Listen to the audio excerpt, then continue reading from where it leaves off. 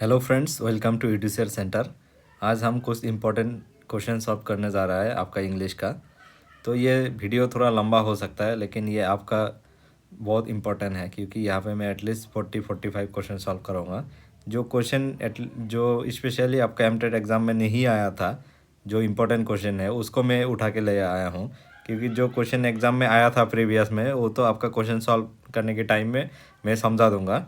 तो ये वाला वीडियो आपके लिए बहुत इंपॉर्टेंट होने वाला है। आप वीडियो को पूरा देखिए और क्वेश्चन को समझिए, खाली आंसर मत देखिए। जो यहाँ पे मैं जैसे समझाता हूँ आपको, ये जो अंडरस्टैंडिंग है अंडरस्टैंडिंग कीजिए, तभी जाके आप एग्ज़ाम में जैसा टाइप का भी क्वेश्चन आएंगे तो आप उसका आंसर कर सकते हो। चलिए आज का वीडियो शुरू करते हैं। तो हमारा जो पहला क्वेश्चन है उसको देखेंगे। The process by which children learn the rules of grammars and sentence structure is known as. जो प्रोसेस से आप ग्रामर्स का रूल सीखते हैं एंड सेंटेंस स्ट्रक्चर सीखते हैं उसको हम क्या बोलेंगे? उसको हम बोलेंगे सिंटेक्स। और जो फोनेटिक्स है, फोनेटिक्स का मतलब क्या है? The physical production of speech sound. जो फिजिकल प्रोडक्शन है साउंड का, उसको हम फोनेटिक्स बोलेंगे। और जो सेमेंटिक्स है, नेक्स्ट क्वेश्चन में आपको आएंगे सेमेंटिक्स का मीनिंग क्या है। और जो प्राग्मेटिक्स है, प्राग्मेटिक्स का मतलब क्या है? Explore how language is use in the content. आप एक्सप्लोर करोगे कि लैंग्वेज को कैसे यूज़ करना है कंटेंट में, उसको हम प्राग्मेटिक्स बोलेंगे। सेकेंड क्वेश्चन में क्या बोला है? The process by which children learn the meaning of a words and build their vocabulary is known as. ये एक और एक प्रोसेस है जिसमें से हम वर्ड का मीनिंग समझते हैं और वोकेबुलरी बिल्ड करते हैं, उसको हम क्या बोलेंगे? उसको हम बोलेंगे सेमेंटिक्स। और ये जो फेनोलॉजी है, फोनोलॉजी का मतलब क्या है? Analysis of sound pattern. जो पैटर्न, जो साउंड का पैटर्न है उसको एनालिसिस करने को फेनोलॉजी बोलते हैं। और फेनोटिक्स का मतलब क्या है? Physical production of speech sound. क्या है? Phonemic awareness refers to the child ability to. Phonemic awareness क्या है? इसमें रिफर्स टू चाइल्ड एबिलिटी क्या है, इसको देखेंगे हम। Understanding and interpret the meaning of the word. Phonemics में तो साउंड का वो आएंगे, वर्ड का नहीं आएंगे। Use proper gestures and body language in communication, ये भी बिल्कुल नहीं है। Recognise and manipulate the individual sounds in word, ये बिल्कुल सही है। जो आप साउंड को रिकॉग्नाइज करके उसको मैनिपुलेट करेंगे इंडिविजुअल वर्ड में, उसको यूज़ करेंगे, तो इसको फेनोमिक अवेयरनेस बोलेंगे। Engage in conversation and follow social rules, ये बिल्कुल नहीं है। तो आपका जो फेनोमिक अवेयरनेस है, इसमें चाइल्ड का क्या एबिलिटी होता है? Recognise and manipulate individual sounds in word. ये जो नेक्स्ट क्वेश्चन है, क्वेश्चन नंबर 4, यहाँ पे लिखा है the term babbling refers to. ये जो टर्म बबलिंग है, इसका मतलब क्या है? एक्चुअली ये जो छोटा बच्चा है ना, वो लैंग्वेज कैसे सीखता है? बबलिंग करता है, कोइंग करता है, तो ये वहाँ से टर्म लिया गया है। तो बबलिंग का मतलब क्या है? Use of sentence and sophisticated vocabulary bye children. ना, छोटा बच्चा तो सोफिस्टिकेटेड वोकेबुलरी नहीं पढ़ेंगे। The production of specific space sound and pattern by the infant, ये वाला बिल्कुल करेक्ट है। आपका जो बबलिंग है, बबलिंग का मतलब है production of specific speech sound and pattern by the infant. जो बच्चा है वो कैसे स्पेसिफिक साउंड करता है और जो पैटर्न है, इसको हम बाद में थोड़ा डिटेल्स में पढ़ेंगे तो आपको ज़्यादा समझ में आएंगे, कोइंग क्या है, बबलिंग क्या है, ये सारा चीज़। तो हम नेक्स्ट क्वेश्चन देखेंगे। नेक्स्ट क्वेश्चन क्या बोला है? The language which is learn from the environment without any explicit teaching. जो लैंग्वेज हम इन्वायरमेंट से सीखते हैं विदाउट एनी टीचिंग, तो उसको हम क्या बोलेंगे? उसको हम बोलेंगे फास्ट लैंग्वेज। जो हम लैंग्वेज सीखते हैं इन्वायरमेंट से विदाउट टीचिंग, उसको हम फास्ट लैंग्वेज बोलेंगे। और फास्ट लैंग्वेज में स्टार्टिंग में क्या आता है आपका? पहले आप लिसनिंग सुनोगे, फिर आपको आएंगे स्पीकिंग। आप पहले सुनोगे, फिर आप बोलना शुरू कर दोगे। मतलब जो छोटा बच्चा है, आप नहीं है, जो छोटा बच्चा है वो सीखता है, पहले लिसनिंग करता है, वो सुनता है, फिर वो स्पीच करना सीखता है। तो इसमें जो बिना फॉर्मल इंस्ट्रक्शन है या तो कोई टीचिंग है, उसका बिना भी बच्चा सुन सकता है, बच्चा बोल सकता है। तो ये हमेशा फास्ट लैंग्वेज बोला जाता है। नेक्स्ट क्वेश्चन है, when the child learns a language naturally without mass practice it is called. जब बच्चा कोई भी लैंग्वेज लर्न करता है नेचर से विदाउट मास प्रैक्टिस, इसको क्या बोलते हैं? हमने बोला था जो बच्चा लैंग्वेज सीखता है, जैसे आपका घर में छोटा बच्चा हो गया, तो बच्चा क्या करता है? जो आपका घर का फैमिली मेम्बर है, वो जो बात बोलता है उसी से सीखता है। तो वो क्या कर रहा है? वो लैंग्वेज एक्विजिशन कर रहा है, मतलब दूसरे का लैंग्वेज को वो एक्विजिट कर रहा है। तो इसका आंसर होगा आपका लैंग्वेज एक्विजिशन। लैंग्वेज लर्निंग नहीं होगा इसमें, लैंग्वेज एडोप्टेशन भी नहीं होगा, लैंग्वेज जनरलाइजेशन भी नहीं होगा।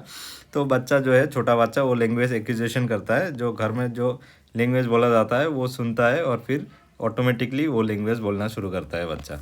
नेक्स्ट क्वेश्चन है आपका, ये good language text book should be. एक जो गुड लैंग्वेज टेक्स्ट बुक है उसमें क्या होना चाहिए? एक कंटेंट लर्नर सेंटर्ड मटेरियल, जो मटेरियल्स है वो लर्नर सेंटर्ड होना चाहिए, बिल्कुल सही है।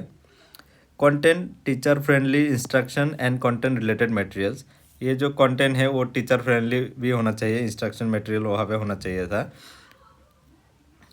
Incorporate language skill through out, जो इसमें है लैंग्वेज है, जो लैंग्वेज स्किल्स है आपका, जो 4 लैंग्वेज स्किल है, लिसनिंग, स्पीकिंग, रीडिंग, राइटिंग, तो ये इनकॉर्पोरेटेड लैंग्वेज स्किल उसमें थ्रू आउट होना चाहिए आपका टेक्स्ट बुक में, तो भी जाके अच्छा बोला जाएगा। Do have more synthetical item in the content, no, synthetical item का ज़रूरत नहीं है। तो इसमें हमारा 3 करेक्ट हुआ है, ए बी सी। तो यहाँ पे देखेंगे हम ए बी सी। ये गुड टेक्स्ट बुक में आपका कंटेंट लर्नर सेंटर्ड मटेरियल होना चाहिए, इसमें कंटेंट टीचर फ्रेंडली होना चाहिए, कंटेंट रिलेटेड मटेरियल्स होना चाहिए, और इसमें incorporated language skill through out, मतलब इसमें ऐसे डिज़ाइन करना चाहिए कि बच्चा लैंग्वेज स्किल्स डेवलप हो इसमें से। नेक्स्ट क्वेश्चन देखेंगे, कंटिन्यूअस कम्प्रिहेंसिव इवैल्यूएशन, इसको हम CCE बोलते हैं, continuous and comprehensive evaluation. Continuous and comprehensive evaluation क्या है? जो बच्चा थ्रू आउट द ईयर जो लर्न कर रहा है उसको जो एसेस करता है उसको कंटिन्यूअस एंड कम्प्रिहेंसिव इवैल्यूएशन बोलता है। कम्प्रिहेंसिव इसलिए बोलता है क्योंकि इसमें स्कॉलास्टिक एंड को स्कॉलास्टिक दोनों लिया जाता है। तो इसमें क्या बोल रहा है, जो थ्रू आउट द ईयर बच्चा पढ़ रहा है तो उसको एसेस करना, उसी को कंटिन्यूअस एंड कम्प्रिहेंसिव इवैल्यूएशन बोलेंगे। तो इसका डायरेक्ट क्वेश्चन है, assessment of learners wheel learning, बच्चा जब पढ़ रहा है उसी टाइम में बच्चे को एसेस कर रहा है थ्रू आउट द ईयर, उसको हम कंटिन्यूअस एंड कम्प्रिहेंसिव इवैल्यूएशन बोलेंगे। नेक्स्ट क्वेश्चन देखिए, यहाँ पे क्या बोला है, a language teacher asks learners to write a paragraph on scarcity of water. Learners gathers information from the science, social science books and other source before writing. तो इसमें क्या बोल रहा है, बच्चा को टीचर ने बोला है स्कार्सिटी की वाटर के ऊपर में एक पैराग्राफ लिखिए। बच्चा क्या कर रहा है, वो इन्फॉर्मेशन गैदर कर रहा है साइंस बुक से, सोशल साइंस बुक्स है एंड अदर सोर्स से उसको कर रहा है। तो इसको हम क्या बोलेंगे? डेवलपमेंट ऑफ साइंटिफिक एटीट्यूड, बिल्कुल नहीं है। Complete the syllabus of other subject simultaneously, ये भी नहीं है। Achieving the language learning across the curriculums, इसमें बच्चा लैंग्वेज लर्निंग कर रहा है अक्रॉस द करिकुलम, क्योंकि language learning across the curriculum क्या है, इसका मतलब क्या है, जो आप अगर इंग्लिश सब्जेक्ट पढ़ रहे हो तो उसके साथ में आपको साइंस, सोशल साइंस वो एक साथ पढ़ना चाहिए। तो इसको लैंग्वेज अक्रॉस द करिकुलम भी बोलता है, और language learning across the curriculum same बात है। तो इनहेंसिंग को करिकुलर एक्टिविटीज़ कुछ हद तक करता है, लेकिन जो अप्रोप्रिएट आंसर है वो है आपका achieving language learning across the curriculum. बच्चा जो है लैंग्वेज लर्निंग कर रहा है across the curriculum. Next question देखेंगे, the purpose of continuous and comprehensive evaluation in language, जो CC है उसका मेन पर्पस क्या है? To assess their learning gaps, कुछ हद तक सही है। To give regular test, weekly test, कुछ हद तक ठीक है। To assess the level of competencies achieved bye the children, ये वाला आपका बिल्कुल सही है। ये क्या कर रहा है, assess the level of competency, कितना कॉम्पिटेंसी वो हो रहा है बच्चे में, तो उसको कितना अचीव कर रहा है बच्चा, कितना सीख रहा है, उसको एसेस करने के लिए। तो इसका जो CC है इसका मेन पर्पस वही है कि थ्रू आउट द ईयर बच्चे को मतलब वो करना चाहिए, एसेस करना चाहिए, और बच्चा कितना वो लेवल ऑफ कॉम्पिटेंस अचीव कर रहा है उसके हिसाब से वो उसको फिर टीचिंग करना चाहिए। तो ये जो CC है इसका मेन पर्पस वही है, to assess the level of competency achieve by the children. Question है, in a constructivist classroom language learning will be most importantly be based on. Constructivist classroom क्या है? कंस्ट्रक्टिविस्ट क्लासरूम में बच्चा खुद का खुद लैंग्वेज लर्न करता है, वो खुद का खुद अपना दोस्त से लर्न करेंगे। यहाँ टीचर का ज़्यादा रोल नहीं है, टीचर ऐसे फैसिलिटेटर होता है। तो इसको देखेंगे, minute observation and record of each child handwriting development, ना हम उसको नहीं देखेंगे। Correction of spelling errors and making sure that they are not repeated, spelling नहीं देखेंगे, इसमें बच्चा खुद का खुद वो करेंगे। Carefully completing the language syllabus, ये सिलेबस कंप्लीट करने का बात कर रहा है, ये भी नहीं है। ये जो group discussion and pair interaction है ये वाला मेन उसमें है, कंस्ट्रक्टिविस्ट लर्निंग में है, क्योंकि बच्चा जब कंस्ट्रक्टिविस्ट लर्निंग करेंगे, खुद का खुद लर्न करेंगे, तो बच्चा ग्रुप डिस्कशन के थ्रू लर्न करेंगे। पेयर इंटरेक्शन मतलब अपना जो दोस्त है, अपना जो क्लासमेट है उसके साथ इंटरेक्शन करके लर्न करेंगे, तो इसको हम कंस्ट्रक्टिविस्ट क्लासरूम बोलेंगे। नेक्स्ट क्वेश्चन देखेंगे, we should dash 4 language skills in a class, ये जो 4 लैंग्वेज स्किल्स है उसको कैसे सीखना चाहिए? टू मेक, ना, तो इंटीग्रेट, ये बिल्कुल सही है, क्योंकि जो 4 लैंग्वेज स्किल्स है ना वो इंटीग्रेट मैनर में हमको सीखना चाहिए। कि इसमें जो एल एस आर डब्ल्यू है, तो लिसनिंग और स्पीकिंग ये दोनों एक दूसरे के साथ रिलेटेड है, और जो ये रीडिंग एंड राइटिंग है ये दोनों एक दूसरे के साथ रिलेटेड है, हमने पढ़ा था। तो ये जो 4 लैंग्वेज स्किल है चारों एक दूसरे के साथ रिलेटेड है, तो इसको इंटीग्रेटेड मैनर में सीखना चाहिए, तो भी बच्चा बेस्ट इसको सीख सकता है। The first step in the acquisition of language is through. बच्चा जब लैंग्वेज एक्विजिशन करता है कैसे करता है? फास्ट। तो बच्चा जो फास्ट लैंग्वेज एक्विजिशन करता है ओबियसली लिसनिंग करेंगे, बच्चा पहले सुनेंगे, जो बच्चा है उसका सराउंडिंग में आदमी लोग बात करेंगे उसको लिसन करेंगे बच्चा, तो उसी बोला है जो फास्ट स्टेप है वो लिसनिंग है। फिर नेक्स्ट क्वेश्चन देखिए, लिसनिंग इन्वॉल्व, लिसनिंग में क्या होता है? Using prior knowledge of the subject ना, लिसनिंग में प्रियर नॉलेज यूज नहीं किया जाता है। नेक्स्ट देखेंगे, recognise the sound and deduce the meaning from it. ये बिल्कुल सही है, क्योंकि जब लिसनिंग करता है, हर जो लिसनिंग है उसको लर्निंग नहीं बोला जाता है, या तो लिसनिंग नहीं बोला जाता है। मतलब आई मीन जो साउंड है, हर साउंड है उसको लिसनिंग नहीं बोला जाता है। जैसे गाय भैंस भी साउंड कर रहा है, गाड़ी का भी साउंड हो रहा है, इसको हम लिसनिंग नहीं बोलेंगे। जो आप कुछ सुन रहे हो उसका जो साउंड है उसका मीनिंगफुल है आपके लिए, आप उसको डिड्यूस करके उसका मीनिंग समझ रहे हो, तो इसको हम लिसनिंग बोलेंगे। जैसे गाड़ी का एक हॉर्न दिया है तो हम समझ सकते हैं कि हॉर्न क्यों दे रहा है, कि गाड़ी को जाना है इस, या तो सामने कुछ डिस्ट्रैक्शन है इसलिए हॉर्न दे रहा है, तो ये एक मीनिंगफुल एक्ट है, तो इसको हम सुन रहे हैं तो इसको लिसनिंग बोलेंगे। ये नॉर्मल जो मशीन का साउंड है इसको हम लिसनिंग नहीं बोलेंगे।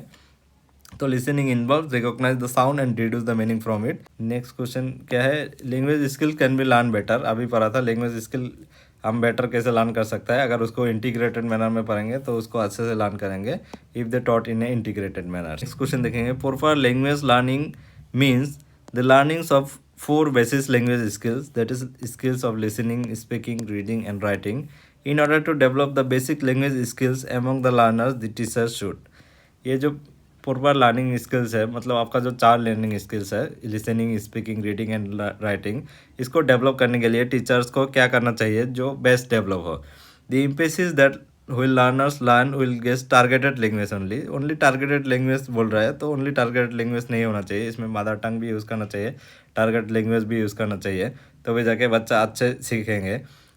Give the student lots of practical exercise related to all language skills. Only बच्चे को प्रैक्टिकल एक्सरसाइज देने से ऑल लैंग्वेज स्किल्स डेवलप नहीं होगा, इसमें ये भी नहीं है। Communicate with the others in target language both at the schools and outside, ये भी नहीं है। Use the no the use of effective strategies to develop the language skills among the learners. ये जो टीचर्स है इसको पता होना चाहिए कि इफेक्टिव स्ट्रेटजीज क्या है जो लैंग्वेज स्किल्स डेवलप करने के लिए लर्नर्स में, तो ये वाला करेक्ट आंसर्स होगा। जो टीचर्स है वो हमेशा याद रखना चाहिए कि कौन सा वाला इफेक्टिव स्ट्रेटजीज है जो यूज़ करके बच्चे को बेटर लैंग्वेज लर्निंग सिखा सकते हैं, जो 4 लैंग्वेज स्किल्स है उसको। नेक्स्ट क्वेश्चन देखेंगे, who is of the following 2 components that is involve in the language skills. जो लैंग्वेज स्किल्स है उसमें से मेन 2 कंपोनेंट्स क्या है? इसमें proper pronunciation and through out readings, ये मेन कंपोनेंट्स नहीं है। Transcription and good hand writing, only good hand writing and transcription, ये वाला कंपोनेंट्स नहीं है। ये जो एक्यूरेसी एंड फ्लुएंसी है ना, ये वाला मेन 2 कंपोनेंट्स है लैंग्वेज स्किल्स में। तो नेक्स्ट क्वेश्चन देखेंगे हम, लैंग्वेज क्या है? What is language? ये स्ट्रक्चरल फॉर्म सिस्टम, ये स्ट्रक्चरल फॉर्म सिस्टम नहीं है। ये formation of word rules and grammar meanings, ये भी नहीं है। ये ह्यूमन सिस्टम हुई चेंजेस फ्रीक्वेंसी, ये नहीं है। ये रूल गवर्न सिस्टम, एक रूल गवर्न सिस्टम होता है इसमें लैंग्वेज में। जो बच्चा एक बायोलॉजिकल सिस्टम होता है, जैसे बच्चा धीरे धीरे बड़ा होता है वो बच्चा खुद का खुद लैंग्वेज सीखता है, तो इसको लैंग्वेज बोला जाता है, इसको रूल गवर्न सिस्टम बोलता है। तो इसमें कुछ इंपॉर्टेंट टर्म है, इसको याद रखना। ये जो लैंग्वेज डेवलपमेंट थ्योरी दिया था ना, इसने दिया था नॉर्म चॉम्स्की ने दिया था, ये आदमी का नाम याद रखना, नॉर्म चॉम्स्की ने दिया था लैंग्वेज डेवलपमेंट थ्योरी। और इसने एक इम्पॉर्टेंट टर्म दिया था LAD, इसका फुल फॉर्म याद रखना है, LAD मतलब लैंग्वेज एक्विजिशन डिवाइस। ये खाली टर्म याद रखना फुल फॉर्म। और ये भी ऐसे पूछा सकता है कि LED किसने दिया था, LAD, तो ये नॉर्म चॉम्स्की ने दिया था।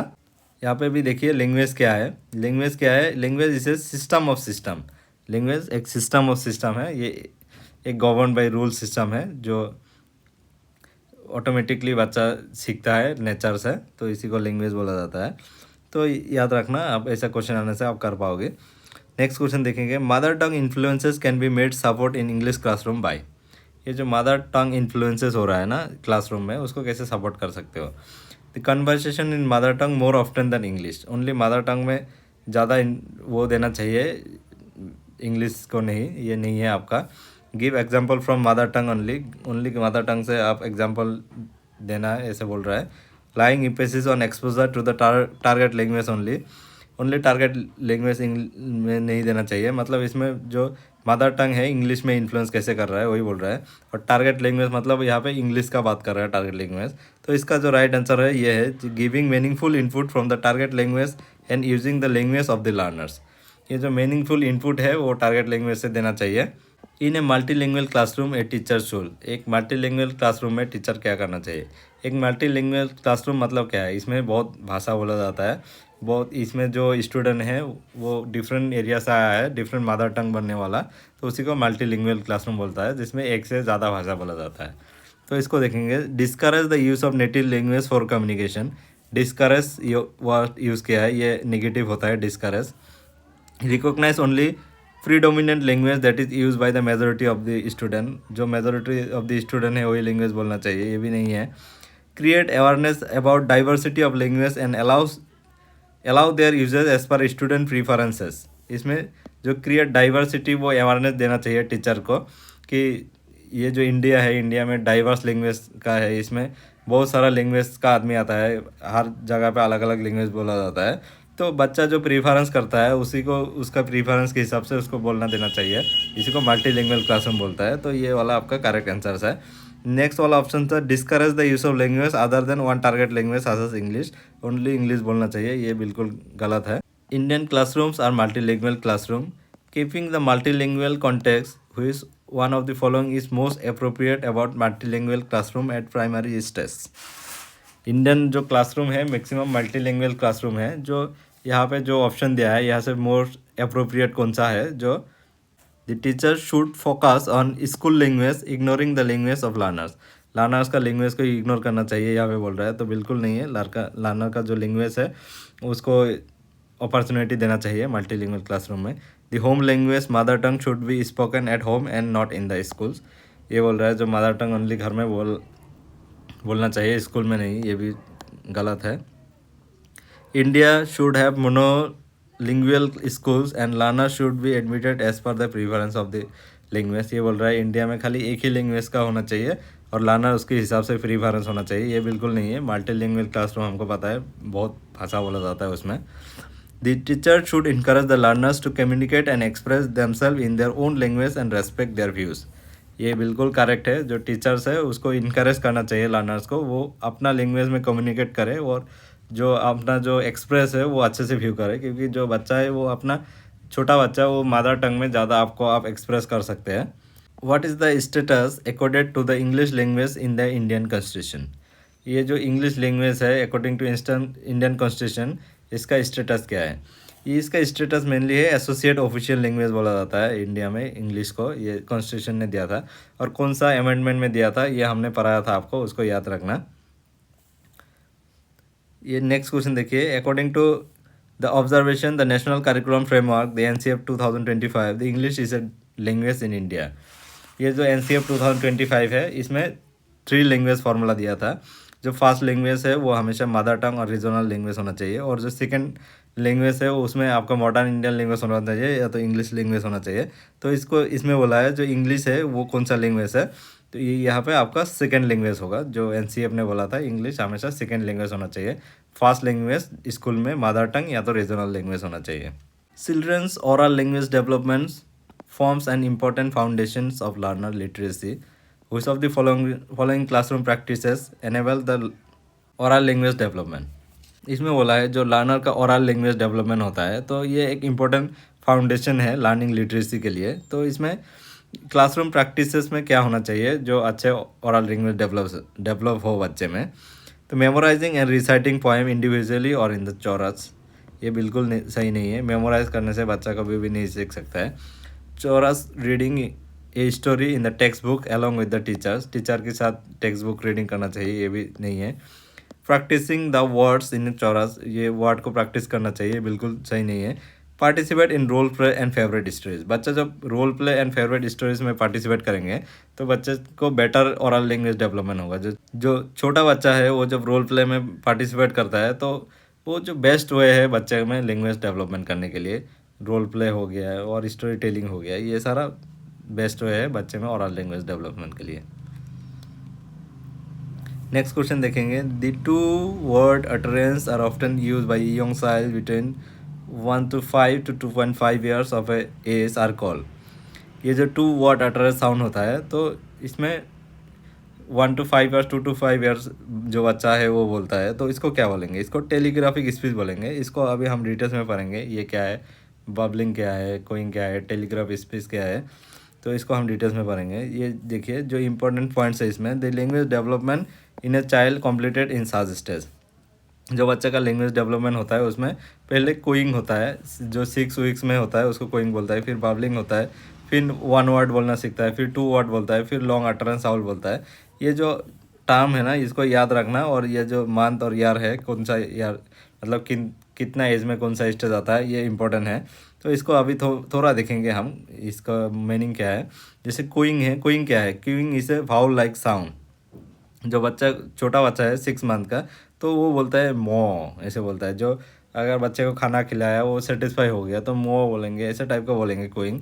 फिर नेक्स्ट स्टेज आता है बबलिंग। बबलिंग स्टेज में क्या बोलता है? बच्चा बोलता है मामा, दादा, कीकी, ऐसे बोलता है बच्चा बबलिंग स्टेज में। फिर नेक्स्ट स्टेज आता है आपका होलोफेरेस्टिक स्टेज, 1 वर्ड साउंड। बच्चा एक वर्ड में बोलना सीखता है, जैसे वो मिल्क बोलेंगे।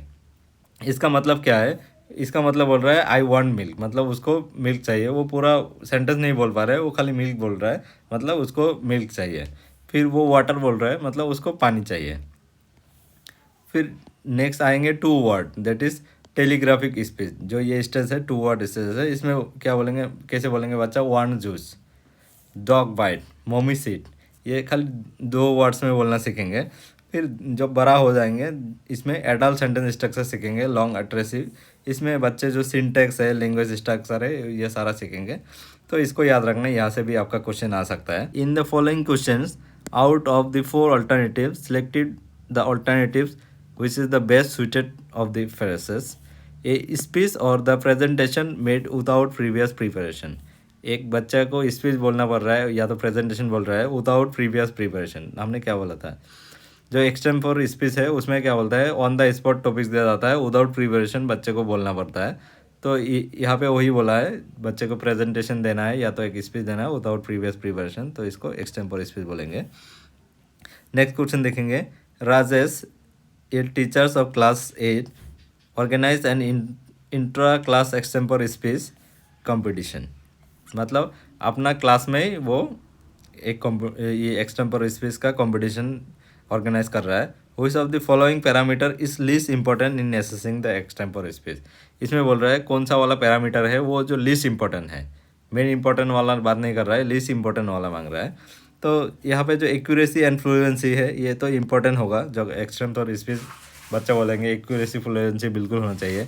कोहेरेंस ऑफ आइडियाज़, बच्चे में आइडिया होना चाहिए तो अभी जाके बच्चा एक्सटेम्पोर स्पीच बोल जाएंगे। कॉन्फिडेंस होना चाहिए बच्चे में, चाइल्ड में कॉन्फिडेंस होना चाहिए। ये पर्सनैलिटी ऑफ चाइल्ड, चाइल्ड का पर्सनैलिटी में मैटर नहीं करता है, वो रिच फैमिली से आए या तो पुअर फैमिली से आए तो उसका पर्सनैलिटी मैटर नहीं करता है। जो एक्सटेम्पोर स्पीच है उसमें मेनली एक्यूरेसी फ्लुएंसी मैटर करता है, बच्चे का आइडिया मैटर करता है, उसका कॉन्फिडेंस मैटर करता है। तो यहाँ पे लीस्ट इंपॉर्टेंट बोला है, तो लीस्ट इंपॉर्टेंट में आपका आंसर ये वाला होगा, पर्सनैलिटी ऑफ द चाइल्ड। ये नेक्स्ट क्वेश्चन क्या बोला है, communicative competence is the ability. Communicative competence का मतलब क्या है? जो लैंग्वेज है वो आप डिफरेंट सिचुएशन में अप्रोप्रिएट यूज़ कैसे कर सकते हो, उसको कम्युनिकेटिव कॉम्पिटेंस बोला जाता है। तो इसका आंसर होगा use of language in different situation. Next question देखेंगे, role play is an activity for promoting. ये जो रोल प्ले है ये क्या एक्टिविटी में बच्चे में क्या प्रमोट करता है? तो इसमें बच्चे में speaking and listening skill develop करता है। जो बच्चा रोल प्ले करता है ना तो बच्चा बोलता है फिर सुनता भी होता है, तो इसमें बच्चे में लिसनिंग एंड स्पीकिंग दोनों स्किल्स डेवलप होता है रोल प्ले में। और इसमें बच्चे में क्रिएटिविटी, इमेजिनेटिविटी सब डेवलप होता है रोल प्ले में। क्वेश्चन क्या बोलेंगे, story telling method is considered as the most important method of language teaching at primary level. The reason which may be attribute to this. ये जो स्टोरी टेलिंग मेथड है, जो छोटा बच्चा है उसको प्राइमरी स्टेज में है उसको स्टोरी टेलिंग मेथड से पढ़ाना चाहिए। क्यों पढ़ाना चाहिए? इसमें देखिए, it is useful for developing integrated language skills. ये बिल्कुल इंटीग्रेटेड लैंग्वेज स्किल डेवलप होता है इसमें स्टोरी टेलिंग मेथड से जब टीचर पढ़ाता है। क्योंकि इसमें जब टीचर स्टोरी सुनाता है तो बच्चे में इसमें लिसनिंग स्किल्स होता है डेवलप। तो इसमें बच्चे में क्या होता है, वो बच्चा इमेजिन करता है, जो स्टोरी है वो इमेजिन करता है। तो ये इमेजिनेटिव स्किल्स भी डेवलप हो रहा है, बच्चे में क्रिएटिविटी भी डेवलप हो रहा है। तो ये इंटीग्रेटेड लैंग्वेज स्किल्स डेवलप होता है इसमें। तो ये वाला आंसर बिल्कुल करेक्ट है। नेक्स्ट ऑप्शन भी देखेंगे, it creates a fun in classroom and student love to listen the story. कुछ हद तक सही है, बच्चे फन होता है इसमें, स्टोरी पढ़ने में इंटरेस्ट होता है, लेकिन अप्रोप्रिएट आंसर नहीं है। It tech student into imaginary word, ये भी कुछ हद तक सही है, बच्चे में इमेजिनरी वर्ड में ले जाता है। It improve the student vocabulary knowledge, ये भी कुछ हद तक सही है। लेकिन ये जो ऑप्शन नंबर ए है, it is useful for developing the integrated language skills, तो ये वाला आपका। In the developmental stage of reading when the child become awares of the ways in which the letter are combined leading to distinct sound is refer to as. जब letter को combine करके एक distinct sound होता है, वो stage को क्या बोल देंगे? इसको ऑर्थोग्राफिक स्टेज बोलेंगे। इसको अभी पढ़ेंगे हम क्या क्या स्टेज होता है रीडिंग स्टेज डेवलप में। तो पहला स्टेज है आपका लोगोग्राफिक स्टेज, इसको सिंबॉलिक स्टेज बोला जाता है। चिल्ड्रन लर्न थ्रू सिंबल, मतलब चिल्ड्रन जो है सिंबल थ्रू लर्न करता है। जैसे वो अपना नाम समझता है, वो क्लोज फैमिली जो है उसका नाम समझता है, उसको जो शेप वगैरह है जैसे अलमीरा है, चेयर है, उसका नाम समझता है। तो ये एक सिंबॉलिक स्टेज है। फिर नेक्स्ट आता है अल्फ़ाबेटिक स्टेज, बच्चा अल्फ़ाबेटिक स्टेज में आता है नेक्स्ट में। In this stage the concept letter sound relationship develop, child acquire and exploit knowledge of phonemes and their correspondence with the letters and how to merge them the sound into the words। ये इसमें alphabetic stage में बच्चा सीखते हैं वो जो sound है उसको कैसे कंबाइन करता है और लेटर को कैसे यूज़ किया जाता है। फिर नेक्स्ट स्टेज आएंगे आपका orthographic stage. In this stage children can recognise a large number of word automatically and instantly access their meaning. जो लार्ज नंबर वर्ड है उसको ऑटोमेटिकली बच्चा सीखेंगे और उसको वो एनालिसिस कर पाएंगे। Children are aware of the ways in which the letters are combined leading to distinct sound. Children इसमें अवेयर होता है, जो लेटर्स है उसको कम्बाइन करके डिस्टिंक्ट साउंड होता है। तो ये आपका ऑर्थोग्राफिक स्टेज होता है। तो ये जो स्टेज है इसको भी आप याद रखना, डेवलपमेंटल ये जो रीडिंग स्टेज है, logographic stage, alphabetic stage, orthographic stage, ये भी क्वेश्चन में आ सकता है। Learners undergo the various stage of writing, what is the approach to writing known as. Learner जो वेरियस स्टेजेस में राइटिंग करता है, जैसे प्री राइटिंग, फिर राइटिंग, ड्राफ्टिंग होता है, ये जो अप्रोच है इसको क्या कौन सा अप्रोच बोलता है? प्रोडक्ट अप्रोच नहीं, हमने बोला था इसको एक प्रोसेस अप्रोच बोला जाता है। जो बच्चा इस सीरीज ऑफ स्टेजेस में जाकर राइटिंग करता है उसको प्रोसेस अप्रोच बोला जाता है। फिर एक टर्म है LAC स्टैंड्स फॉर। LAC मतलब क्या है? LAC मतलब लैंग्वेज अक्रॉस द करिकुलम। ये फुल फॉर्म याद रखना, ये फुल फॉर्म एग्जाम में आता है, language across the curriculum, LAC का मतलब। इसमें देखिए there are 4 kinds of reading, they are, जो 4 काइंड ऑफ रीडिंग है वो क्या है? सर्चिंग, डिस्कवरिंग, स्कैनिंग, एक्सटेंसिव, बिल्कुल नहीं है। प्लेजर, इंफॉर्मेटिव, डिटेल्स, स्कैमिंग, ये भी नहीं है। स्कैमिंग, स्कैनिंग, डिस्कवरिंग, सर्चिंग, ये भी नहीं है।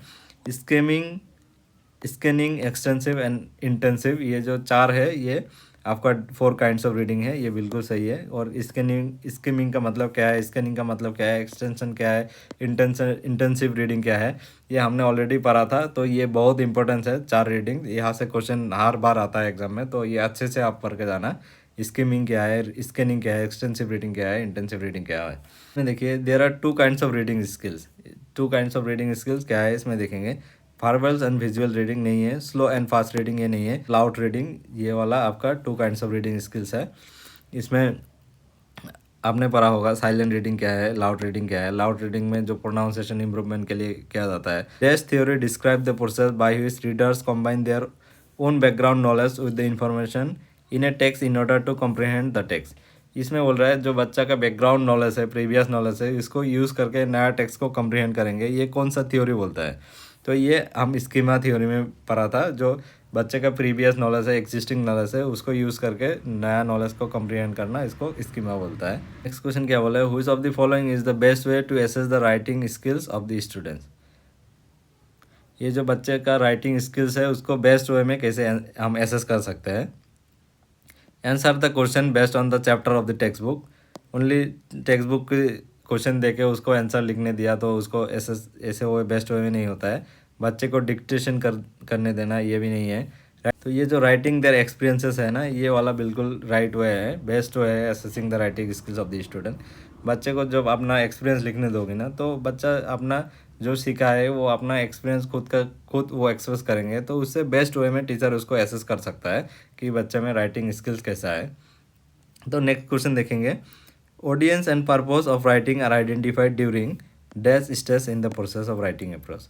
ये जो ऑडियंस है और जो पर्पस है, किसके लिए लिख रहा है और क्यों लिख रहा है, तो ये कौन सा स्टेज में डिसाइड होता है राइटिंग का, तो ये हमने पढ़ा था। तो प्री राइटिंग है, प्री राइटिंग में इसमें पहले डिसाइड करता है राइटिंग से पहले हम क्यों लिख रहे हैं और किसके लिए लिख रहे हैं। क्वेश्चन देखिए, in a constructivist classroom language learning should be based on. Language learning कैसे होता है बेस्ट वे में, the transaction of the prescribe text book by the teachers. जो टेक्स्ट बुक है टीचर दे रहा है, इसमें से लर्नर्स का कंस्ट्रक्टिव क्लासरूम में नहीं होता है। कंस्ट्रक्टिव क्लासरूम में बच्चा खुद का खुद क्रिएट करता है नॉलेज। नेक्स्ट क्वेश्चन देखिए, learner previous knowledge in constructing their new knowledge using the authentic task. इसमें बच्चे को जो प्रीवियस नॉलेज है इसको यूज़ करके नया न्यू नॉलेज गेन करने के लिए जो ऑथेंटिक टास्क दे रहा है, इसी को कंस्ट्रक्टिव क्लासरूम में बेस्ट वे बच्चा लर्न कर रहा है। तो ये वाला बिल्कुल सही है। बच्चा को हमेशा जो बच्चे का प्रीवियस नॉलेज है इसको यूज़ करके उसको न्यू नॉलेज कंस्ट्रक्ट करने देना चाहिए, और जो ऑथेंटिक टास्क दिया है टीचर ने, तो इसमें बच्चे का बेस्ट वे लर्निंग होगा।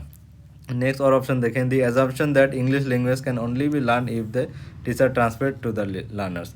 ये बोल रहा है ओनली इंग्लिश लैंग्वेज सीख सकता है जब टीचर लर्नर्स को ट्रांसमिट करेंगे। Drills and practice of grammatical items, only grammatical item सीखने से लर्निंग नहीं होता है, तो ये वाला करेक्ट नहीं है। तो क्वेश्चन ऑप्शन नंबर बी है, ये वाला करेक्ट आंसर है आपका। नेक्स्ट क्वेश्चन देखेंगे, the learners in A constructive classroom. Learners constructive classroom में क्या होता है, interact in A group and create noise in the classroom. ये जो बच्चा है वो ग्रुप में सीखता है, इसमें पेयर इंटरेक्शन करके सीखता है, तो ये वाला बिल्कुल करेक्ट है। ऑप्शन भी देखेंगे, pen down all the option on the note, बिल्कुल नहीं है। Interact only with the teacher, only teacher के साथ इंटरेक्ट करने से ये नहीं होता है कंस्ट्रक्टिव क्लासरूम में। Do not interact at all, ये भी नहीं है। नेक्स्ट क्वेश्चन है, a portfolio is consider as an authentic means of assessment as it. ये जो पोर्टफोलियो है ये एक ऑथेंटिक मीन्स है असेसमेंट के लिए, तो ये क्यों है। It is based on evidence, ये एविडेंस की बेस्ड है एक पोर्टफोलियो, बिल्कुल सही है। Provide sample of work which show learning growth over time. ये जो सैम्पल्स है वर्क का, बच्चे का वर्क का सैम्पल्स होता है, ये शो करता है कि बच्चा का ग्रोथ ओवर टाइम हो रहा है, तो ये दोनों ऑप्शन भी करेक्ट है।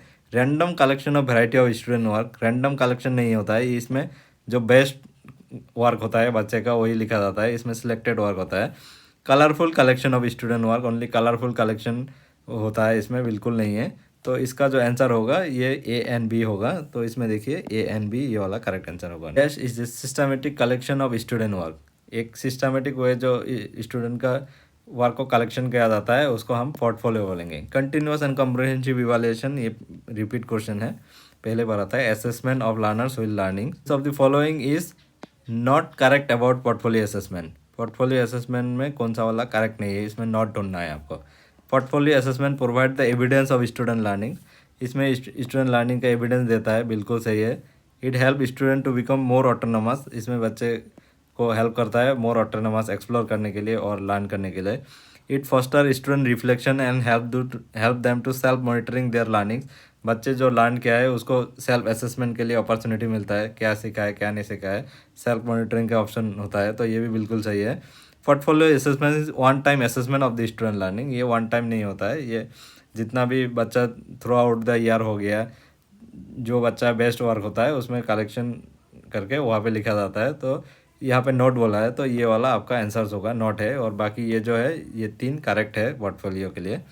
तो नेक्स्ट क्वेश्चन देखेंगे, a teachers of class 5 ask her student to put their drawing, poem, stories, worksheet and other material developed by them in term in the specific folder.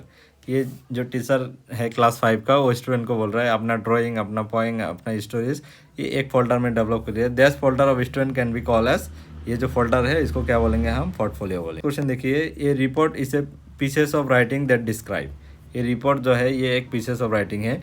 Emotions and feelings of everyday life, ये बच्चे का emotion and feelings everyday life ये नहीं है report में। Report जो है mainly ये एक पीसेस ऑफ राइटिंग, इसमें डिटेल्स में लिखा जाता है। कोई भी रिपोर्ट अगर आपने एक्सकर्शन में गया है उसका रिपोर्ट बनाएंगे तो उसको आप डिटेल्स में लिखोगे कि कहाँ पे गया था, कैसे गया था, क्या क्या देखा था। ये एक रिपोर्ट है। It elaborate the life history of great people, ये भी नहीं है। इन depth information about the topics using fact, ये वाला बिल्कुल सही है। जो रिपोर्ट राइटिंग है इसमें आप इन डेप्थ इंफॉर्मेशन लेंगे टॉपिक्स के बारे में with the fact. The ending of which always leaves the scope of query, ये भी सही नहीं है। क्वेश्चन देखेंगे, which of the following is not a characteristic of good report. Good report का कौन सा वाला कैरेक्टरिस्टिक नहीं है, यहाँ पे नॉट बोला है, नॉट कैरेक्टरिस्टिक बोला है। फैक्चुअल डिस्क्रिप्शन, फैक्चुअल डिस्क्रिप्शन बिल्कुल होना चाहिए, उसमें क्लैरिटी होना चाहिए। रिलेवेंट एंड पर्पसफुल प्रेजेंटेशन बिल्कुल होना चाहिए। Personal opinion and impression, personal opinion नहीं होना चाहिए रिपोर्ट राइटिंग में, पर्सनल ओपिनियन नहीं होना चाहिए। ये जो नोट बोला है तो इसका आंसर आपका होगा ये वाला पर्सनल ओपिनियन। ये जो बाकी ऑप्शन है ये करेक्ट है, ये वाला रॉन्ग ऑप्शन है, तो यहाँ पे नोट बोला है तो ये वाला होगा ऑप्शन। तो यहाँ पे और एक टॉपिक्स है लास्ट में, ये छूट गया था, हम लोग देखेंगे। Maintaining of student profiles. Student profiles क्या है? ये well organise student profile help track progress, identify challenges and provide personal support. एक जो स्टूडेंट प्रोफाइल है ना, उसका क्या प्रोग्रेस हो रहा है उसको ट्रैक करने के लिए, उसको आइडेंटिफाई करने के लिए, उसको चैलेंजेस को आइडेंटिफाई करने के लिए और उसको सपोर्ट देने के लिए होता है स्टूडेंट का प्रोफाइल्स। जो स्टूडेंट प्रोफाइल्स है उसमें क्या लिखा जाता है, उसमें बेसिक इन्फॉर्मेशन जैसे उसका बैकग्राउंड इन्फॉर्मेशन हो गया, जैसे उसका name, age, grade, contact details, ये जो बैकग्राउंड इन्फॉर्मेशन होता है। फिर उसका एकेडमिक रिकॉर्ड हो गया, एग्जाम स्कोर्स, असाइनमेंट, पार्टिसिपेशन, ये सारा लिखा जाता है। फिर बिहेवियरल ऑब्जर्वेशन लिखा जाता है, एटीट्यूड, डिसिप्लिन, सोशल इंटरेक्शन ये लिखा जाता है। लर्निंग स्टाइल एंड नीड, उसका स्ट्रेंथ क्या है, वीकनेस क्या है, ये सारा लिखा जाता है। फिर अटेंडेंस, बच्चे का कंसिस्टेंसी है कि नहीं, हर दिन वो स्कूल आ रहा है कि नहीं, वो अटेंडेंस लिखा जाता है। फिर टीचर्स नोट, बाद में वो जो टीचर्स नोट उसमें लिखा जाता है किस में कमी है, क्या नहीं है, क्या इंप्रूवमेंट करना चाहिए, वो टीचर्स नोट लिखा जाता है। और ये जो वीडियो है, ये जो क्वेश्चन एनालिसिस है, आप डिटेल्स में देखिए, आप इसको समझिए क्योंकि ये बहुत इंपॉर्टेंट होने वाला है। यहाँ का जो क्वेश्चन है, जो आपका एग्ज़ाम में क्वेश्चन आया था एमटेट का, तो वो उसको छोड़ के ये क्वेश्चन में उठाया था बाहर से, क्योंकि आपका जो कॉन्सेप्ट है वो क्लियर हो जाए और यहाँ से क्वेश्चन भी आ सकता है एग्ज़ाम में आपका। तो आप इसको देखिए अच्छे से, आप अंडरस्टैंडिंग कीजिए।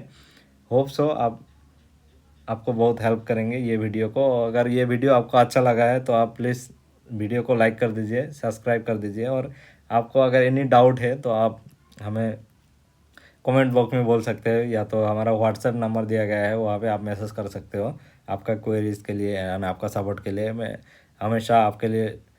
मैं हमेशा आपको सपोर्ट करने के लिए रेडी हूँ। आपको जो भी प्रॉब्लम है आप कमेंट डाउन कीजिए या तो व्हाट्सएप में लिखिए, मैं आपको कोशिश करूँगा आपको सपोर्ट करने के लिए। तो आज का वीडियो बस इतना ही। Thank you for watching.